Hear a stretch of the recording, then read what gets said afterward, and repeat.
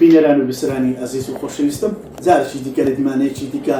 لەگەڵ کەسایەتێکی دیاری کورد لە بەریتانیا سەرۆکی کۆمەڵی کوردی لە بەریتانیا پرێزدار محەممەد سەلال برزنجی کۆ دەمەوە سەرستان دەبەمە هێندێک پرسیاری جدی و گرنگ کە دەمێکە دەتانێت پرسیارانە ئاڕستەی کەسایەتێکی دیار بکەن بۆی وەڵامێکی وەختێک کرد وەرگرت پرسیش سەرژمێری لە عێراق دەستی پێکردو هەرێمی کوردستانیش بەشێکە لەم وڵاتە ئێستا خەڵکێک هەیە سەرقاڵی ئەوەیە ئایا سەرژمێری دێتە بەریتانیا یان دەبێت ئێمە چۆنی مامە لەگەڵ ئەم پرسە بکەین کاک محەممەد سەلال ئەو کاتت باش هیوادارم هەموو شتێکم باش بێت مادوو نەبێت زەحمەت زۆر کێشاوەزانم مامیە کاک محەممەد سەلال زیاتر لەمەسەر ئەوە ئایا حکومەتی هەرێم یان حکومەتی ناوەندە بەشتی کارێکی کردووە بۆ ئەوەی کەدانی کەم بەرتەکە دروستە بۆ ئەم هەلومەرجی ئێستا ئەو سەرژمێری ئێستا لە هەرێمی کوردستان یان ئەو بەگشتی ئێوە پەیوەندیتان لەگەڵ حکومەتی هەرێم چۆنە وەکو ڕێکخرا وەکو سەنتەر وەکو کەسایەتی وەکو ئەوەی کە دەستان دەڕوا بۆ هەموو ئەو شوێنانی کە قسەی لەبارەوە دەکەی و بۆ قسەکان وەی بچێت خۆشە سەبار بۆ ڕێنمایی دێندا هەمشتانێمان لە ئەوروپا بەتایبەتی وڵاتی بەنای خۆی گەورە میهرەبان بەڕاستیە کارەوە دەستخۆشی دەکەم بۆ هەموو ئەو جوڵانەی کە دەیانکەیت هەموو جوڵەی چاکردن و خزمەتی باشە مەسەلەی سەرژمێری ئێمە تەلەفۆنێکی زۆرمان بۆ دێت و پرسیاردلێکی زۆر دەکرێت ئایا ئەو خەڵقی کە لە دەرەوەی عێراقا چۆن سەرژمێری دەکرێت ئێمە لە ڕۆژێک پێش ئێستا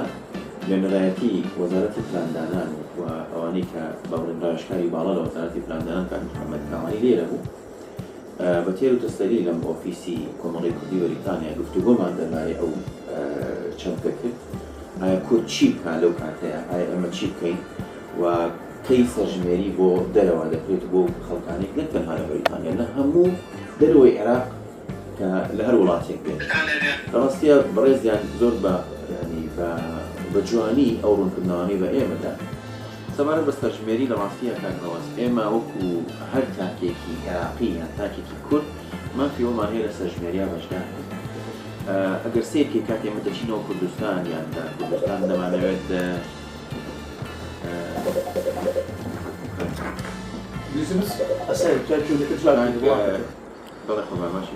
ئەمە کاری یەکێک لە چارەکەوانەکانی کوردە لە بەریتانی مەجالم دەبێت تۆزێکی تەلەفۆنت بۆ کەمەستەرە خەتام ئینشاڵڵا لەگەڵ ڕۆژانە ئەرکی ئەم زاتانە ئەم بەڕێزانە کە لە داهاتوودا بەرنامەتر و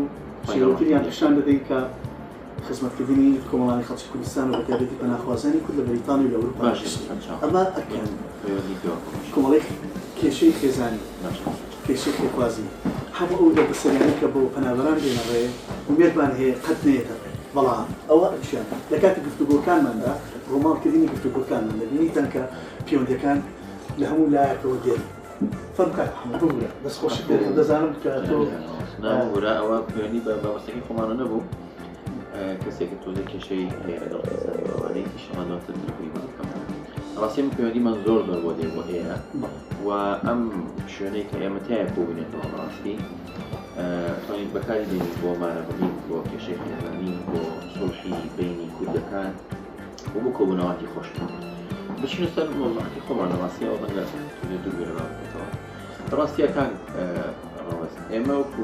وەکوتم مافی هەموو کوردێکان لەم سەرژمێریە بەشدار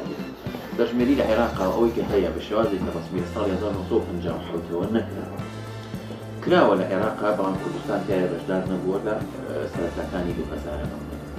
لەم جارە سەرانسەری بۆ هەمووی عێراق و ئێمە پەیوەندیمان هەیە لەگەڵ وەزارەتی پلاندانانی حکوومەتی هەرێمی کوردستانە لەگەڵیان لە گفتوگۆ بوو لە چەند ڕۆژی ڕابردوو لە ڕۆژی ڕابردوو هێنەری ئەوان کە هاتووە بەریتانیا بەڕێزکار محەممەد کاڵانی سەردانی ئۆفیسی کۆمەڵی کوردی بەریتانیا کرد و باسێکی کرد دەستەریشمان لەسەر ئەو چەمکە کرد بەڕاستی سەرژمێری ئێمەش دەگرێتەوە ئەوەی لە دەرەوەی عێراق هەمووی دەگرێتەوە لە دەروی کوردستانە هەمووی دەگرێتەوە بەڵام ئێمە لە زەمینی ساسی کراوە لە ئەوروپا بکرێت بەتایبەتی خەڵکێکی زۆر هەیە پێی خۆشە بزانێت کە ئایا لە بەریتانیا سەرژمێری دەکرێت یا کوردان لە ڕاستیدا ئەوەی کە کارتی نیشتیمانی هەیە لە کوردستان مۆزەفەکان کە دەچنە ماڵەکان ئاسانکاری دەکەن ئەرو بنونە ئێستا من جناب هەر کەسێکی کرد کارتی نیشتیمانیمان هەیە لە کوردستان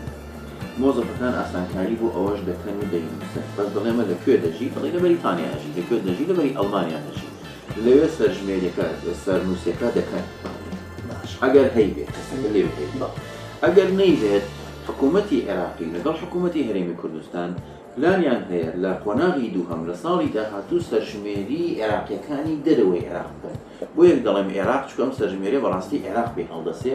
ئێمەش وەکو حکوومەت وەکو هەرێمی کوردستان بەشێکی لە عێراق بەتەکید و لەوە دڵنیایی دەدەین کە ئەو دڵنیایی کە دراوە بە ئێمە کۆمەڵی کوردی بەریتانیا ئێمە هەماهەنگ دەبین هاوکار دەبین لە سەرژمێری کوردانی بەریتانیا و ئەو لینک و پەیوەندیمان هەیە لەگەڵ وەزارەتی پلاندانان و لەگەڵ خەڵکانی دڵسۆزی ناو کوردستانە وا بڕێ لە ساڵی داهاتوو لە ڕێگەی سەفارەتەکانی عێراقەوە لە هەر شارێک لە هەر وڵاتێکا بێ سەرژمێری بۆ عێراقیەکانی دەرەوەی عێراق بکرێن و ئێمەش وەکو خۆمان وەڵێنمان پێداون کە هەوکاریان دەبین و کارەسانیان بۆ دەکەین لە تەواوی شارەکانی بەریتانیا. درود و ڕێز دارێکی دیکە سپاس بۆ ئەو دەرفەتە و سپاس بۆ بینەران و بیسەرانی عەزیزمان. ئەمە یەکێک لە کەسایەتە جوانەکانی بەریتانیا بوو و جوێبیستی تێکرای زانیاریەکانتان بوون و وردەکاریەکانی تریش لە داهاتوودا پێیان ئاشنا دەبن. سەرۆژی ئەم کۆمەڵی کوردی بەریتانیا لە کاتی گفتوگۆکانە چەندان تەلەفۆن و پەیوەندی بۆ هات. ریسپۆنسەبڵەتی واتە بەرپرسیارەتی ئەرکە ڕەوشتیە پەروەردەییە هەمووی لە محەممەد جەلال بەرزنجی دابین دوای سەرکەوتنت بۆ دەخوازم ومێدەوارم هەموو گەلی کورد سەرکەوتن.